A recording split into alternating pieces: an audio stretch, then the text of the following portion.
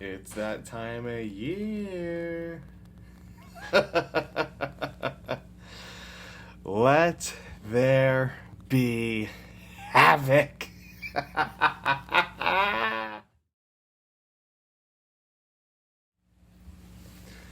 Ladies and gentlemen, welcome back to Cinema Smackdown, where for the next 2 weeks we will be discussing only NXT Halloween Havoc, as starting this Tuesday the 24th, it's going to be a 2-week spooktacular special on the USA Network. So let's get right into night one.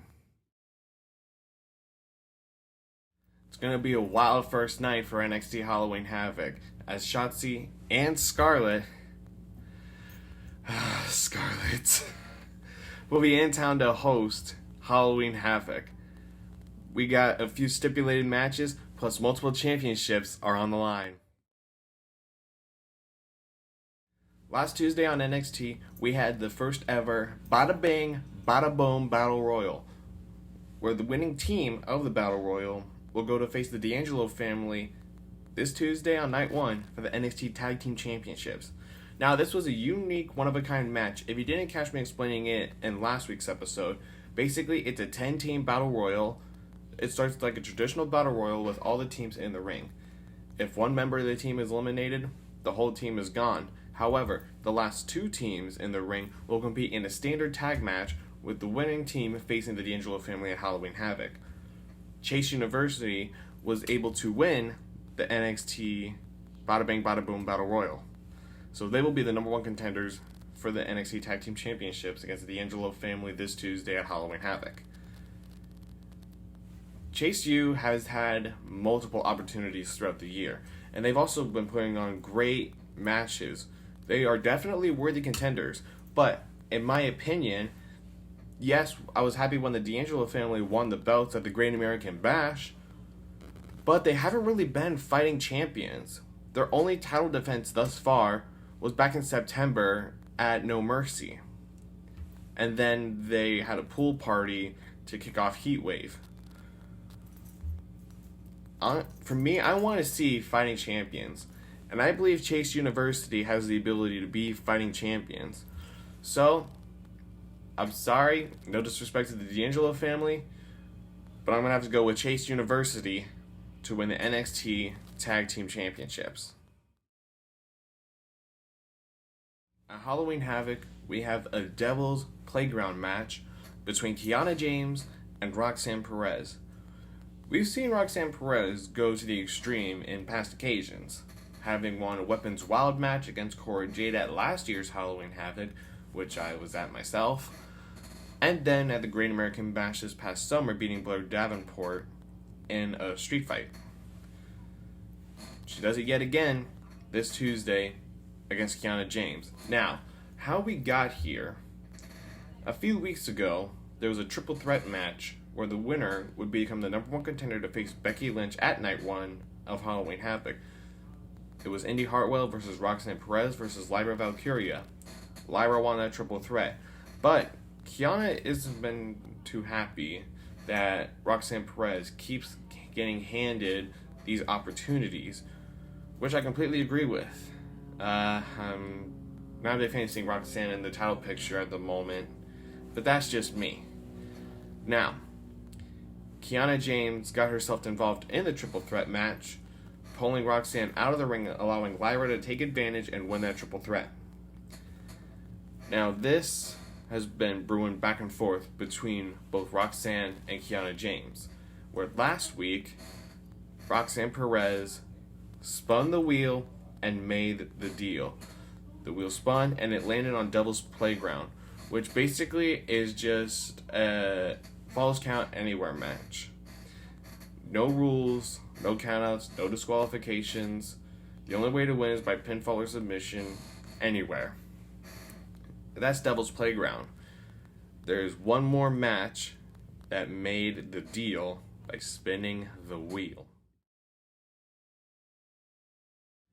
Gigi Dolan and Blair Davenport will go at it one more time, this time in a lights out match at Halloween Havoc. Now, how we got here is interesting. For the past couple of months, Gigi Dolan and Blair Davenport have been going back and forth. having constant brawls backstage, brawls in the ring, words being said back and forth, the traditional stuff you'd see. This past Tuesday, Gigi Dolan thought it would be a great idea to spin the wheel and make the deal. So she spun it, and it landed on a lights out match. Of course, this was after Blair Davenport earlier that night had challenged Gigi Dolan to face her at Halloween Havoc, and Gigi Dolan spun the wheel to up the stakes. So that's what's happening. But I gotta tell y'all something. The last time we had a lights out match in NXT, the scariest thing possible I ever seen. Look, I grew up with Legos growing up, okay? It was an addiction. But to see someone, you think stepping on a Lego is a bad thing? Try getting dropped into a pile of Legos. I thought Tiffany Stratton was dead. It was Tiffany Stratton versus Wendy Chu the last time we had a lights out match. I thought Tiffany Stratton was done for. It was absolutely scary. So hopefully that doesn't happen this Tuesday at Halloween Havoc. The semifinals for the NXT Women's Breakout Tournament are set, and starting this Tuesday, we will have both semifinal matches. It's going to be Kalani Jordan taking on Ariana Grace, and Carmen Petrovic taking on Lola Vice, with the winners of those matches going to the finals of the Breakout Tournament to win a championship contract. Now, I feel like for the finals, I'm thinking two options. Either it will be the next week on night 2 on Halloween night, or they'll have a bye week and have the finals on the next Tuesday on November 7th. Both are good options. I think the finals could be on the 7th of November. Now, for who I want to win, well, my pick already got eliminated by Lola Vice, Danny Palmer. But with who's in the field right now, I'm going to say give me Kalani Jordan and Lola Vice in the finals. Because those are the two favorites in the tournament right now, so it just makes sense to have them go one-on-one. So give me Lola Vice and Kalani Jordan in the finals of the Breakout Tournament. In the main event of Night 1 Halloween Havoc, we make wrestling history as for the first time ever, 2 Irish women will be going one-on-one for the Women's Championship in NXT. It's going to be Becky Lynch defending the NXT Women's Championship against Lyra Valkyria. Now how we got here is Lyra Valkyria won a triple threat match a couple weeks ago against Indy Hartwell and Roxanne Perez to get this opportunity.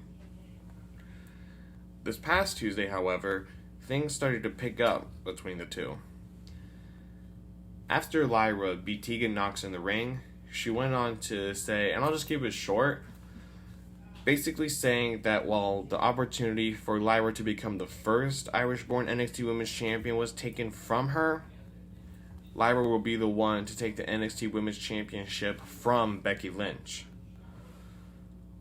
And then we get to the end of the show, and before it goes off air, it cuts to Lyra Valkyria backstage. She's taking a picture of her and Becky Lynch off a locker and looking at it for a moment. Thinking about next Tuesday, she proceeds to tear that picture of them in half. I think this says a lot going into the match. This has gotten a little bit personal for Lyra Valkyria, as officially from this point it looks like all respect and admiration that Lyra has for Becky is going out the window the moment that bell rings. Now, this is going to be a good match. We've been having a lot of that lately in NXT, and I'm not just talking about what happened a couple weeks ago when John Cena and all of them were down here, but NXT as a whole has just been putting out good product. And the next 2 weeks will be no different. So, I guess if I had to choose for the NXT Women's Championship, as nice as it is to have Becky Lynch as champion, I say give the belt to Lyra. I feel like she's ready to be NXT Women's Champion. Ladies and gentlemen, that's going to do it for this episode of Cinema Smackdown. Now next week, while I will be discussing Night 2 of Halloween Havoc, I'll also be giving my thoughts on the Five Nights at Freddy's movie, as I am going to go to see it this week. So, make sure you like, comment, share, and subscribe. Turn on notifications as well by clicking the bell icon, and I'll see you guys next week.